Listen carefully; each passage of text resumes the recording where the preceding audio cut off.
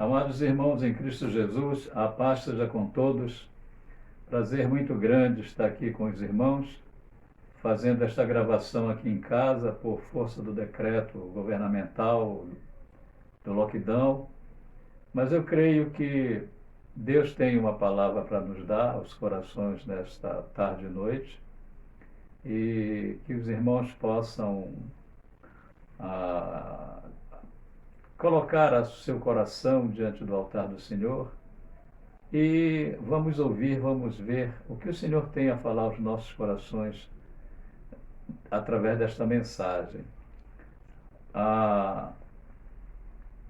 Um conselho para os irmãos é que, por conta dessa gravação aqui em casa, não podemos estar no templo e por isso teremos o nosso louvor. Porém, o conselho para os irmãos é que ao final desta mensagem, depois da oração, os irmãos podem aí em casa mesmo reunir entre vocês, cantar os louvores, agradecer a Deus e engrandecer o seu nome. Esta é o meu conselho, a minha orientação para os irmãos nesta tarde e noite. A minha mensagem de hoje, irmãos, está no livro de Eclesiastes, do capítulo 4, de 9 a 13. E o tema da nossa mensagem hoje é a força da unidade em Cristo Jesus. Então eu vou ler esse texto para os irmãos, lá em Eclesiastes capítulo 4, de 9 a 12. Diz assim: melhor é serem dois do que um, porque tem melhor paga do seu trabalho. Porque se caírem, um levanta o companheiro. Ai, porém, do que estiver só, pois caindo não haverá quem o levante. Também se dois dormirem juntos, eles se aquentarão, mas um só como se aquentará? Se alguém quiser prevalecer contra um, os dois lhe resistirão. O cordão de 3 dobras não se rebenta com facilidade. Eu creio que, como eu, os irmãos devem ter ouvido ao longo da sua vida, ou em algum momento, frases tais como: o povo unido jamais será vencido. O povo unido jamais será vencido. Ou você pode ter ouvido também: junte-se aos bons, serás um deles. Mais ou menos assim: me diz com quem andas e te direi quem és. Uma expressão também que eu ouvi, principalmente quando eu era garoto, é que a minha mãe dizia assim: é melhor ter um amigo na praça do que dinheiro no banco. Quando a gente medita sobre essas frases, elas nos dão assim o sentido de que companheiros precisamos ter, que é bom estar em boas companhias, que a companhia também pode significar segurança para aqueles que têm e complicação para aquele que está sozinho, o solitário, né? Ele não tem a quem recorrer. Então, nesse aspecto, o conselho aqui do escritor é que se tenha companhia, que estejamos sempre bem acompanhados. E ele enumera aqui, ele diz que quando você tem companhia no trabalho, ao invés de um ser dois, você pode automaticamente ter um rendimento maior, uma produtividade maior, e você pode ter lucros maiores. Ele também fala aqui a respeito, mais abordando a questão da vida a dois, conjugal, casal, que um aquece o outro no momento do frio. Quando há frio, é bom ter uma costela do lado. Feliz aqueles que têm, né? Quem mora em países frios, eles sabem muito bem a importância daquele sistema de aquecimento, a calefação, né? Quando os pobres, aquelas pessoas que vivem em países frios, que não têm recurso para ter uma boa calefação, eles sofrem bastante. Então, o escritor aqui está falando da importância de ter essa ajuda em determinados momentos. E também ele fala que quem tem companhia se sente mais seguro. Geralmente os assaltantes procuram as pessoas solitárias para assaltar.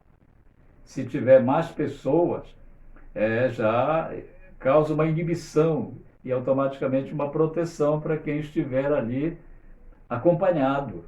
Então isso é muito bom que a gente saiba disso. A Bíblia fala de alguns exemplos, a Bíblia dá, aliás, alguns exemplos, e seria bom a gente meditar um pouquinho neles.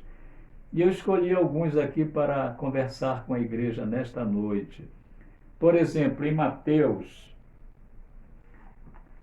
capítulo 18, Mateus 18, versículo 20.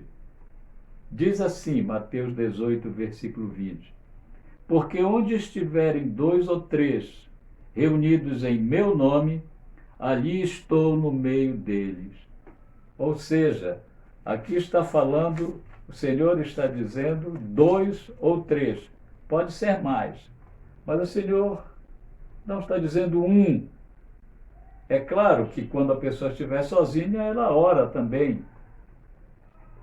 Agora, se tiverem mais, 2 ou 3 reunidos em nome de Jesus, aí automaticamente a proeza será bem maior diante do Senhor. Então, este é um conselho que faz com que nós busquemos companhia. Não fomos criados para viver só. Deus, quando criou Adão, depois ele observou e disse: não é bom que o homem esteja só, far-lhe-ei uma companheira. Então, isso significa que é bom nós termos companhia, né? Ainda sobre esses ensinamentos da Escritura, em Mateus capítulo 12, Mateus 12, versículo 25, irmãos, eu gostaria de ler para a igreja, dar um tempinho para que os irmãos também possam até anotar. 12, versículo 25, diz assim, amados: Jesus, porém, conhecendo-lhes o pensamento, disse: todo reino dividido contra si mesmo ficará deserto, e toda cidade ou casa dividida contra si mesma não subsistirá. Ou seja, se não houver unidade, ninguém pode esperar bons resultados se não se não estiverem unidos. O Senhor está falando aqui a respeito de uma acusação que fizeram contra ele, quando ele repreendeu o demônio de uma pessoa que estava endemoniada. E os fariseus, as lideranças religiosas que eram contrárias ao Senhor, disseram que ele fazia aquilo através do maioral dos demônios, que era Beelzebul. E o Senhor falou isso. Mas se Satanás espelha Satanás, a casa está dividida, né? E não é exatamente assim que é o reino das trevas. Eles são realmente solidários para fazer a maldade. No versículo 30 do mesmo capítulo 12, amados, diz assim, olha: quem não é por mim é contra mim, e quem comigo não ajunta, espalha. Ou seja, o Senhor está dizendo ali para aquela plateia que aquele tipo de comportamento não ajudava em nada, não contribuía em nada para o seu ministério, para a sua missão. E é interessante que aqui o Senhor está dizendo assim: quem não é por mim é contra mim. Ou seja, só tem esses dois caminhos: ou somos a favor de Cristo, ou somos contra o Senhor. Não existe uma posição neutra quando se refere a Jesus.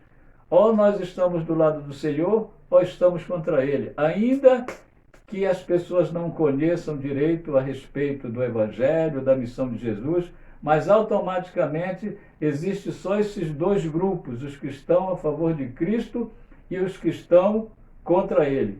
Os que estão ajuntando e os que estão espalhando. É uma boa pergunta, né, nesta hora, para nós. Estamos com Jesus, estamos ajuntando, Estamos juntos com o Senhor, trabalhando a grande missão que o Senhor entregou nas nossas mãos? Essa é uma pergunta que nós precisamos fazer. Eu também anotei aqui, amados, em Filipenses, capítulo 4, versículo 2. Desculpa. Filipenses 4, versículo 2 diz assim: Rogo a Evódia e rogo a Sintique, pensem concordemente no Senhor. Ou seja, o apóstolo Paulo está citando duas pessoas, duas irmãs na igreja de Filipos, que trabalharam muito na obra do Senhor, mas que por algum motivo, né, estavam em desacordo com alguma coisa. E o apóstolo está dizendo aqui que é para estar de acordo, para pensar concordemente no Senhor, estar juntos naquela ideia. Quando uma ideia surge e há um acordo em torno daquela ideia, a possibilidade de sucesso é muito grande. Todos voltados para aquela ideia, com um só pensamento, como diz a Bíblia, uma só fé, um só amor. A Bíblia sempre fala para que quando surge uma ideia vinda do Senhor, é para ela ser aceita, acatada e todos marcharem naquela direção. E o sucesso, ele com certeza virá. Porque Deus, estando no negócio, dificilmente dá certo, dá errado, desculpa.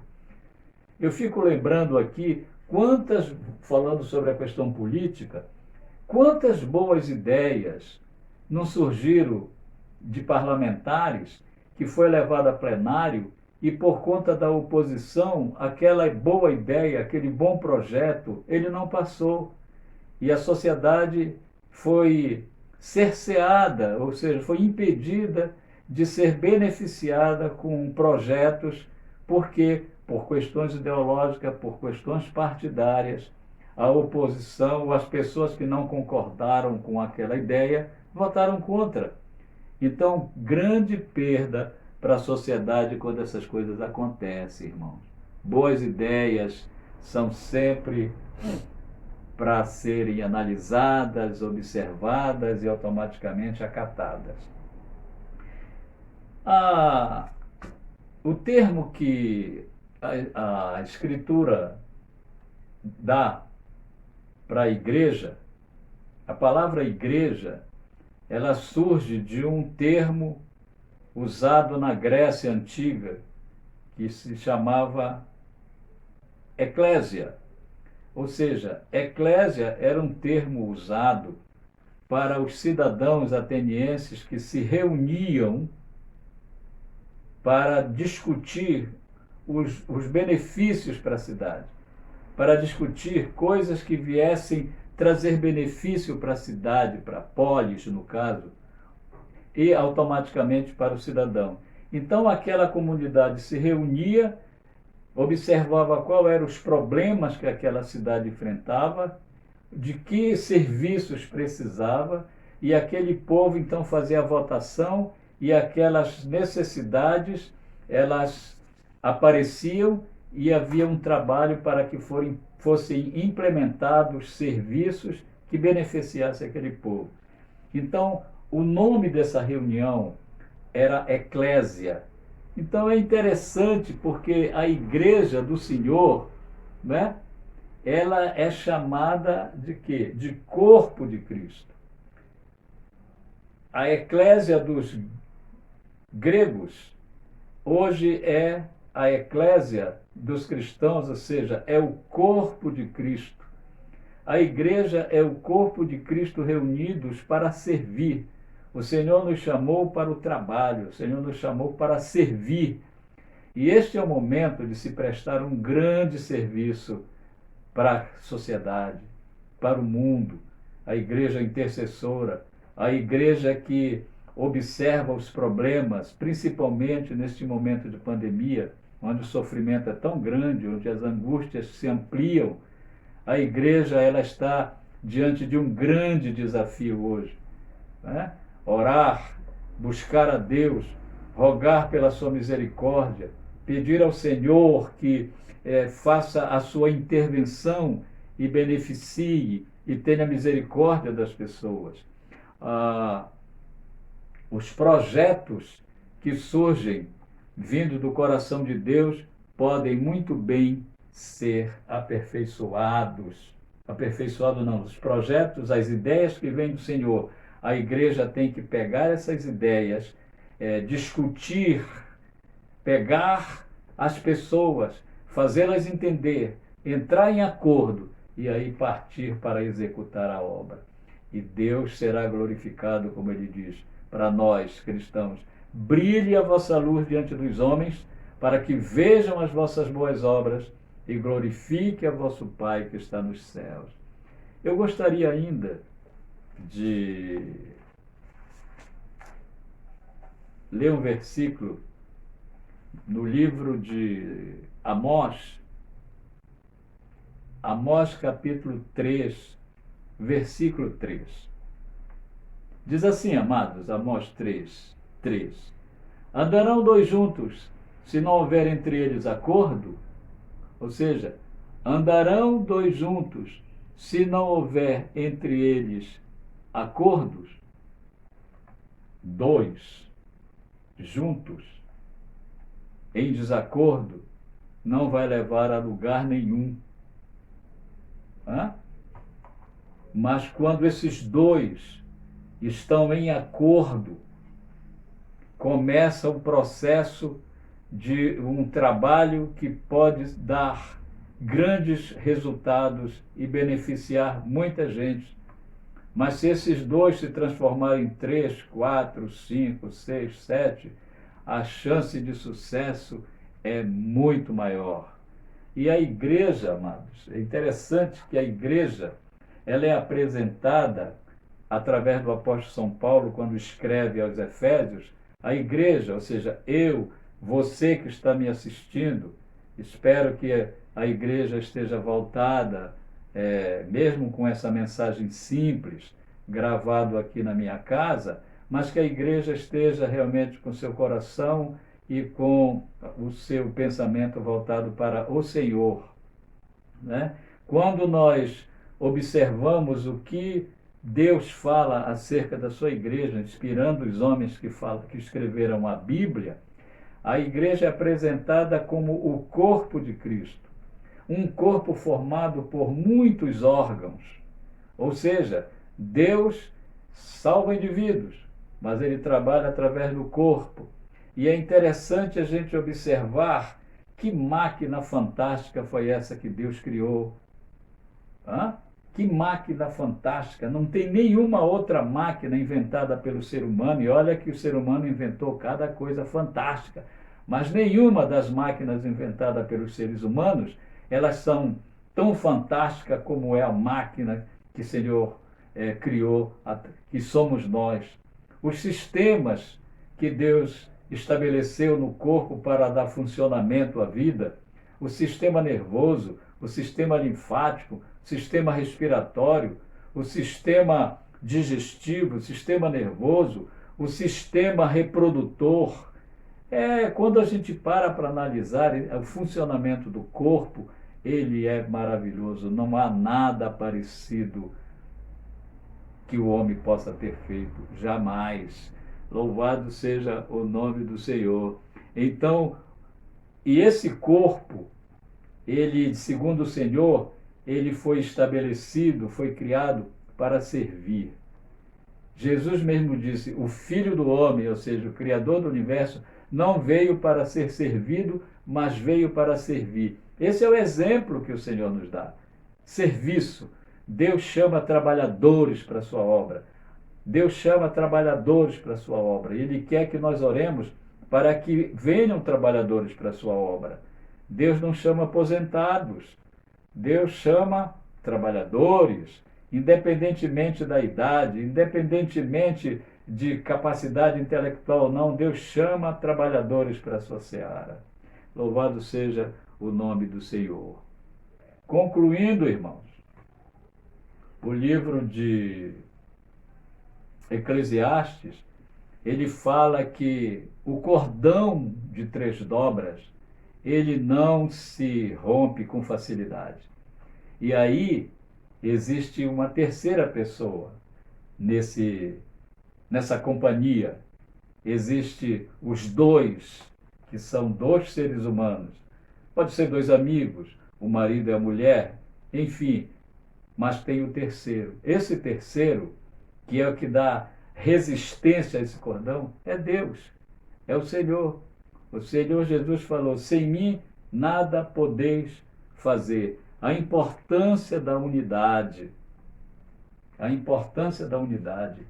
Nós tivemos, ao longo da história humana, muitas guerras, muitas, que trouxeram grandes prejuízos e sofrimento para a raça humana.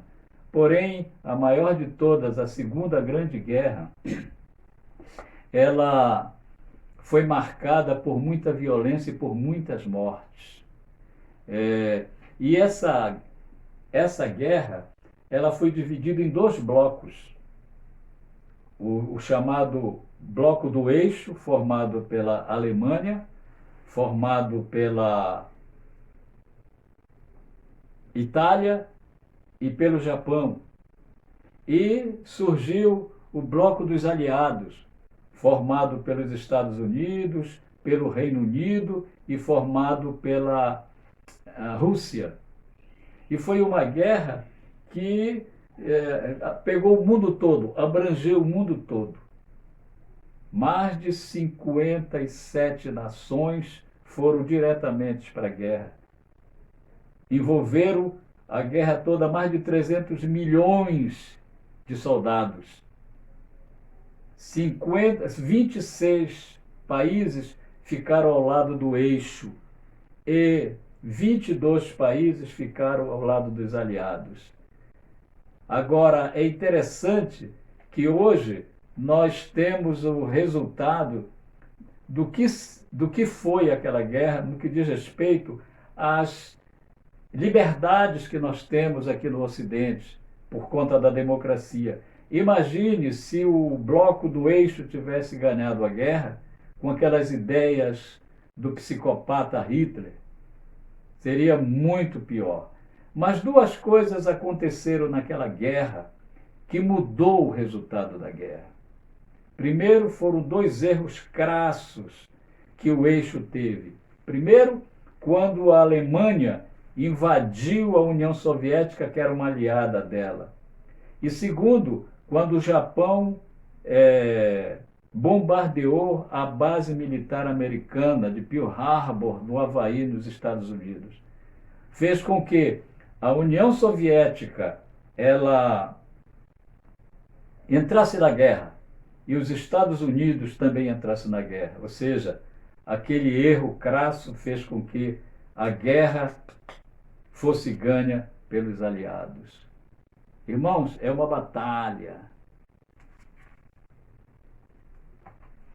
Nós estamos numa guerra, sem maniqueísmo, mas nós estamos numa guerra.